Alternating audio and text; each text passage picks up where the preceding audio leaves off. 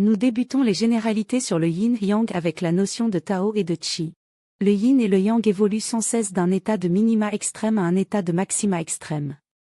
Cela se fait par suites ininterrompues de transformation et d'évolution de leur forme. Ils subissent une mutation, un changement de forme, vers la polarité contraire. Deux situations seront alors délicates. La première au niveau des potentialités extrêmes. Il y a un risque de désunion du yin et du yang. Cela signifierait l'impossibilité de réalisation du Tao et donc la fin du ciel postérieur. La relance du cycle, lors du yin extrême, se fait par l'intermédiaire du rein. Il est dépositaire des énergies vitales. La freination du mouvement, lors du yang extrême, se fait elle par l'intermédiaire de la rate, le centre. La seconde au niveau des deux points d'équilibre parfait. L'absence totale de mouvement impliquerait également la séparation du yin et du yang.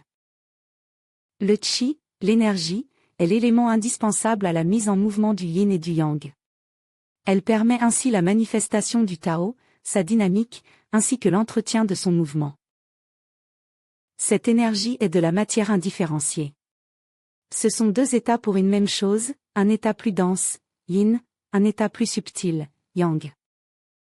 Elle se manifeste donc grâce à ces deux états, et s'exprime par leur intermédiaire selon leurs proportions.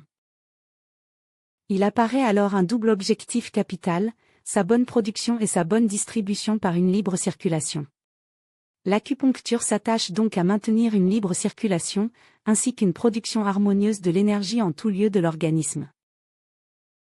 Clarifions l'acupuncture.